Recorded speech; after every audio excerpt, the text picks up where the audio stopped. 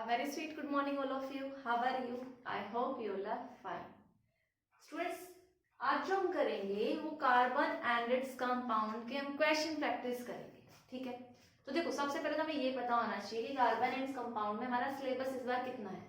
तो इसमें हमारे इस ईयर ये 3 टॉपिक हैं. जितना भी पोर्शन है वो सब डिलीट हो चुका है. वैसे तो हम लगभग सारा मैंने सब कुछ नेमिंग पार्ट एक्स्ट्रा आपको करवा दिया है. ठीक है, बट जो भी कराया एक्स्ट्रा इनको छोड़ के वो नहीं आएगा. और ये 3 बहुत छोटे टॉपिक्स हैं. तो पहला क्या है आपका कोवेलेंट बॉन्डिंग इन कार्बन. ठीक है, भाई कोवेलेंट बॉन्डिंग इन कार्बन मैंने आपको बताया था कि कार्बन जो है कोवेलेंट बॉन्ड बनाता है, आयनिक बॉन्ड की फॉर्मेशन नहीं करता है. क्यों करता है वो सब एक्सप्लेन किया. वर्सेटाइल नेचर ऑफ कार्बन ये भी, और last one is homologous series. तो मैं 1 बाय 1 इन टॉपिक से रिलेटेड प्रीवियस ईयर में आए हुए क्वेश्चंस को यहाँ पे आपसे एक्सप्लेन करूंगी. ठीक है, तो चलिए शुरू करते हैं आज की क्लास. तो बच्चे देखिए ये मैंने कुछ क्वेश्चंस लिखे हैं. अब देखो होमोलोगस सीरीज से मेरा क्वेश्चन आएगा अभी. तो देखो होमोलोगस सीरीज मैंने आपको डेफिनेशन भी बताई थी क्लास में कि क्या थी आपकी ऐसे सीरीज जो बिलोंग करती है सेम क्लास और सेम फैमिली एंड इन विच जो एडजेसेंट मेंबर हैं वो डिफर करते हैं बाय CH2 यूनिट्स और 14 एटॉमिक मास यूनिट. ठीक है भाई, दो एडजेसेंट लगातार आने वाले मेंबर्स के बीच में क्या तो CH2 यूनिट का डिफरेंस हो या फिर 14 AMU का डिफरेंस हो, मास यूनिट का डिफरेंस हो. बट कंडीशन क्या है, वो बिलोंग करनी चाहिए same class. It is a series which belongs to same class और family in which adjacent member is differ by CH2 units is known as homologous series. तो देखो बेटा, अब सीबीएसई ने प्रॉपर मेंशन करके दिया कि आपके सिलेबस में है, तो यहाँ से क्वेश्चन पक्का आना. तो डेफिनेशन तो आप सबको आनी चाहिए. और एक क्वेश्चन डेफिनेशन के साथ में कुछ ऐसा देगा, write down the molecular formula of second member and third member of homologous series. आपको सेकंड मेंबर बताना है और थर्ड मेंबर बताना है होमोलोगस सीरीज का. कब? जब उसका फर्स्ट मेंबर क्या हो बेटा, मीथेन हो. इस पे फोकस करिएगा. तो देखो फर्स्ट मेंबर आपको गिवन है क्या है, मीथेन. मिथ का मतलब एक कार्बन, एन का मतलब एल्केन. तो आप फॉर्मूला कौन सा यूज करेंगे बेटा, CnH2n+2. कार्बन 1 है, मिथ एक कार्बन, वैल्यू पुट करो, फॉर्मूला क्या आएगा आपका CH4. आपसे पूछा है ये होमोलोगस सीरीज बननी चाहिए और इसका सेकंड मेंबर आपको बताना है और इसका थर्ड मेंबर आपको बताना है क्या होगा. तो बेटा एडजेसेंट मेंबर्स में कितने यूनिट का डिफरेंस होता है, अभी मैंने बताया CH2. तो बेटा आप यहां से यहां आएंगे सेकंड मेंबर पे, तो आप क्या ऐड करेंगे, CH2. तो जब आप इसमें CH2 ऐड करेंगे तो आपका फॉर्मूला क्या बनेगा बेटा, कार्बन कितने हो जाएंगे 2, C2 और हाइड्रोजन कितने हो जाएंगे 6. तो सेकंड मेंबर क्या हो गया आपका C2H6. अब आपको थर्ड मेंबर बताना है. थर्ड मेंबर में आप लाने के लिए भी डिफर होना चाहिए CH2 का. तो CH2 के डिफरेंस लाने के लिए यहाँ पे कार्बन आप क्या ऐड करेंगे CH2. तो फॉर्मूला क्या हो जाएगा C3H8. तो मतलब जब मीथेन मेरा फर्स्ट मेंबर होता है होमोलोगस सीरीज का, तो सेकंड और थर्ड कौन से होंगे C2H6 एंड C3H8. चलो भाई नेमिंग सिखाइए आप लोगों को. तो इसका नेमिंग क्या होगी C2H6 की, इथ और एन, इथेन. और C3H8 की क्या होगी, प्रोपेन. एक क्वेश्चन तो ये हो गया. बाई चांस बेटा जी एग्जाम में मीथेन की जगह इथेन बोल देता, फिर आपसे बोलता कि सेकंड और थर्ड मेंबर बताइए. क्वेश्चन नेक्स्ट क्वेश्चन लिखिए सेम टू सेम, बस लास्ट में क्या कर लीजिए इथीन. अब बेटा इथीन है तो इथीन एल्कीन का फॉर्मूला आपको क्या बताया CnH2n. तो फर्स्ट मेंबर अगर इथीन है तो आपको सेकंड और थर्ड मेंबर बताना है. तो इथीन का फॉर्मूला इथ दो कार्बन पुट करोगे, फॉर्मूला C2H4. तो नेक्स्ट सेकंड और थर्ड मेंबर बताने हैं होमोलोगस सीरीज के। भाई ये एल्कीन है तो नीचे वाले भी क्या होंगे, एल्कीन होंगे, और दो एल्कीन्स के बीच में CH2 यूनिट्स का क्या होना चाहिए, डिफरेंस होना चाहिए। तो आप क्या करिए, इसमें CH2 ऐड कर दीजिए। जब CH2 ऐड करेंगे तो फॉर्मूला क्या बनेगा, C2H6। तो सेकंड मेंबर आ गया C2H6। ऐसे ही आपसे थर्ड मेंबर पूछा तो दोबारा से CH2 ऐड कर दीजिए, क्या बनेगा C3H8। बेटा जी एक सेकेंड, कुछ गलती हो गई है बेटा, यहाँ पे C3 होगा और यहाँ पे क्या हो जाएगा C4H8। मैंने गलती से बंद ले लिया। तो देखो CH2 ऐड करो 2 और एक कार्बन 3 और हाइड्रोजन कितने हो गए 6। इसमें दोबारा से CH2 यूनिट ऐड करें तो C4H8। आई होप सभी को समझ आया होगा। अब एक क्वेश्चन फिर से आपका किसका बन सकता है, इसी में ही इथीन की जगह आपको इथाइन दे दें कि फर्स्ट मेंबर आपका इथाइन है। इथ मतलब 2 कार्बन, आइन मतलब ट्रिपल बॉन्ड। उनके लिए जनरल फॉर्मूला क्या होता है CnH2n-2। जब यहाँ 2 पुट करेंगे तो फर्स्ट मेंबर आपका कौन बनेगा C2H2। आपसे सेकंड और थर्ड मेंबर पूछे तो बेटा जी क्या ऐड करेंगे आप CH2 यूनिट, तो फॉर्मूला क्या बनेगा आपका C3, बेटा एक कार्बन ऐड हुआ C3H4। फॉर्मूला गलत नहीं करना है, ध्यान से देखिएगा।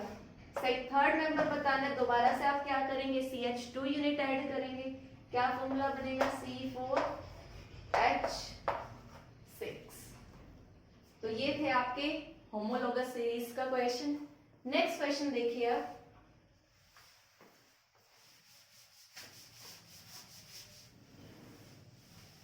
नेक्स्ट है बेटा why carbon form covalent compound. बेटा बहुत इंपॉर्टेंट क्वेश्चन है, हर ईयर ये क्वेश्चन रिपीट होता रहता है।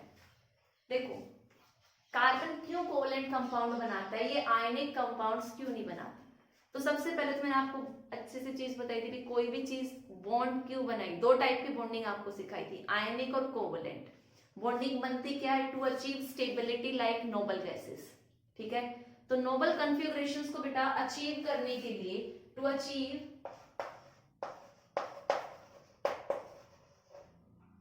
Nobel gas configuration,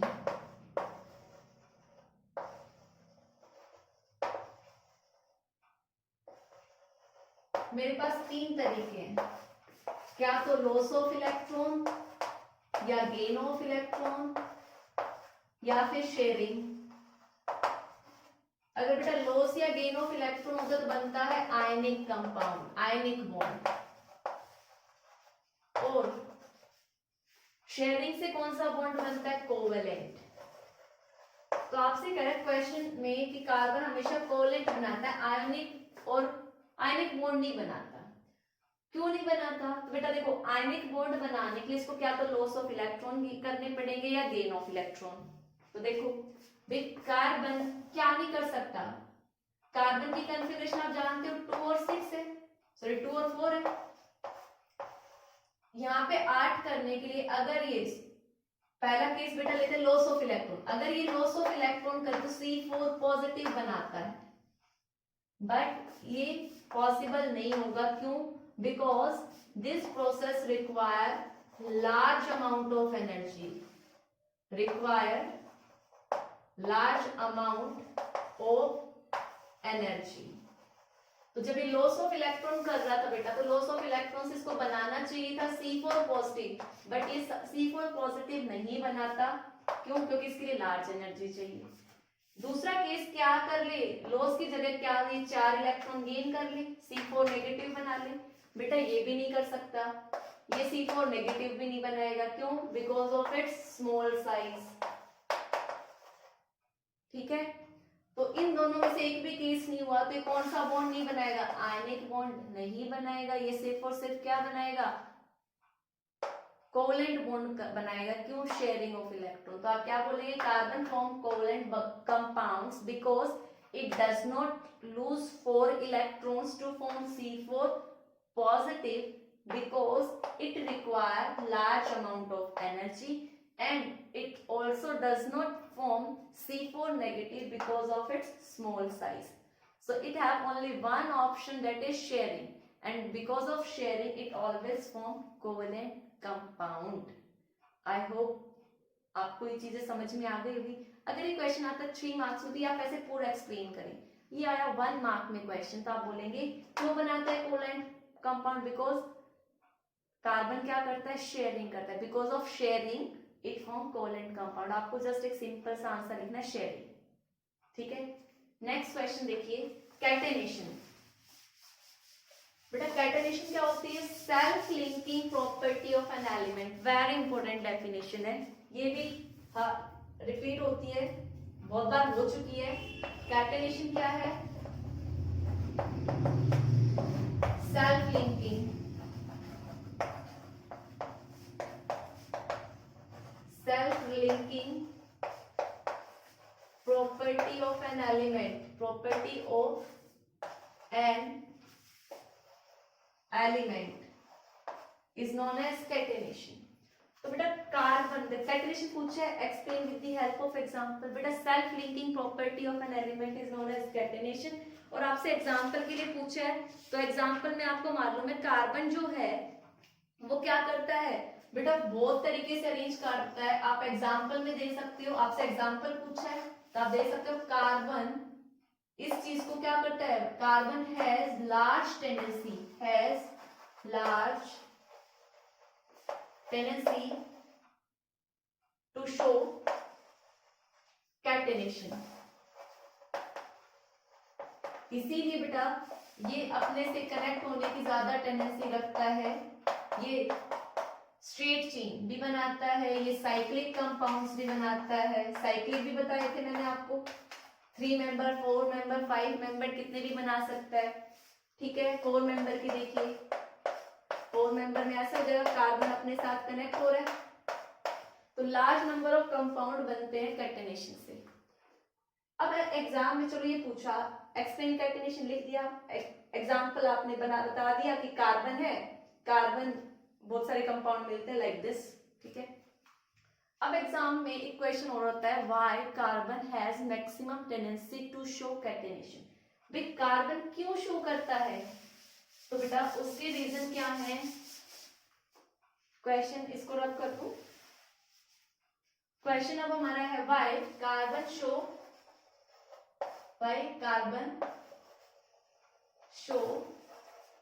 catenation property maximum क्यों शो करता है. तो बेटा इसके 4 रीजन. देखो पहला तो इसका क्या आप बोलोगे, ये क्या 4 तो नहीं देखते अभी, टेट्रावैलेंट है, 4 वैलेंसी है इसकी. ठीक है. और दूसरा जो सबसे इंपॉर्टेंट है वो it have tendency to form multiple bonds.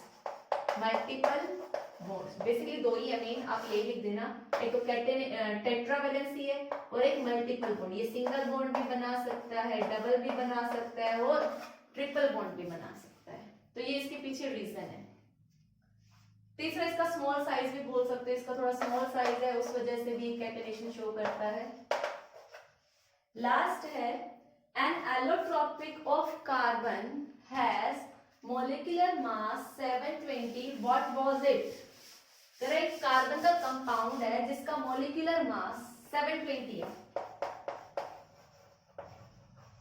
Molecular mass is 720.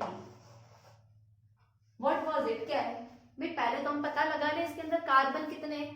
भाई एक कार्बन का मास कितना होता है, 12 होता है. टोटल मास गिवन है, तो आप क्या कर दो भाई, 720 से डिवाइड कर दो किससे 12 से. तो जब आप सॉल्व करेंगे तो बेटा कितना आएगा, ये 60. तो कार्बन की एलोट्रोपिक फॉर्म जिसमें कार्बन का नंबर 60 होता है बेटा, C60 क्या होती है, फिलिरीन्स. इट मींस वो आपसे फिलिरीन्स के बारे में पूछ रहा है, तो आप बोल देंगे जो हमें गिवन है 720 मास का वो क्या है, फिलिरीन्स है. और फिलिरीन्स का बेटा अगर स्ट्रक्चर भी पूछ ले तो आप क्या बोलेंगे, फिलिरीन्स में बेटा कार्बन 60 होता है, इसमें 5 मेंबर्ड की रिंग होती है, 5 मेंबर्ड रिंग, इसमें 6 मेंबर्ड रिंग होता है. 5 मेंबर्ड का नंबर कितना बताया था मैंने, 12, और 6 मेंबर्ड रिंग का नंबर बताया था आपको 20. और इसका कैसा होता है, सोसर बॉल लाइक स्ट्रक्चर या फुटबॉल लाइक स्ट्रक्चर इसका होता है। तो बेटा ये कुछ क्वेश्चंस थे, ठीक है, तो आप पहले इनको नोट डाउन करो। बेटा ये क्वेश्चन भी बहुत फेमस क्वेश्चन है, ये आता रहता है, मतलब इसके पार्ट्स आते रहते हैं। मैंने 3 पार्ट कंबाइन करके एक क्वेश्चन बनाया है। एक्सप्लेन करिए ये सब क्यों होता है। तो देखो, diamond is a covalent, covalent है। वैसे देखो दो बॉन्ड होते हैं, आयनिक एंड कोवलेंट। बेटा आयनिक स्ट्रॉन्ग बॉन्ड होता है एज कंपेयर टू कोवलेंट। तो देखो जो स्ट्रॉन्ग होगा उसको तोड़ने के लिए आपको ज्यादा एनर्जी चाहिए, ठीक है, तो उसका मेल्टिंग पॉइंट भी क्या होगा, ज्यादा। तो जनरली आयनिक कंपाउंड्स का मेल्टिंग पॉइंट ज्यादा होता है as compare to solid, sorry covalent solid. तो देखो diamond is a covalent solid, कहते कोवलेंट है फिर भी इसका मेल्टिंग पॉइंट ना हाई है, क्यों है, कोवलेंट होने के बाद भी हाई क्यों है, ये आपसे पूछा है। तो बेटा ये क्वेश्चन सॉल्व होगा कैसे, इसके स्ट्रक्चर से। जब मैंने एक्सप्लेन करवाया था आपको कि जो डायमंड है, डायमंड का बेटा क्या होता है, 3 डायमेंशनल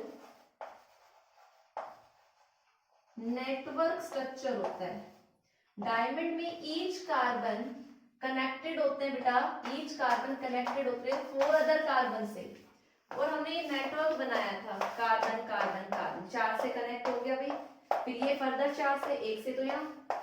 तो ये नेटवर्क बेटा चलता रहता है 4 से कनेक्ट होने का, और ये कनेक्ट होते होते आपको क्या देता है, 3 डायमेंशनल नेटवर्क स्ट्रक्चर देता है। तो इसके मेल्टिंग पॉइंट हाई होने का रीजन क्या है, due to 3D network structure, it has high melting point.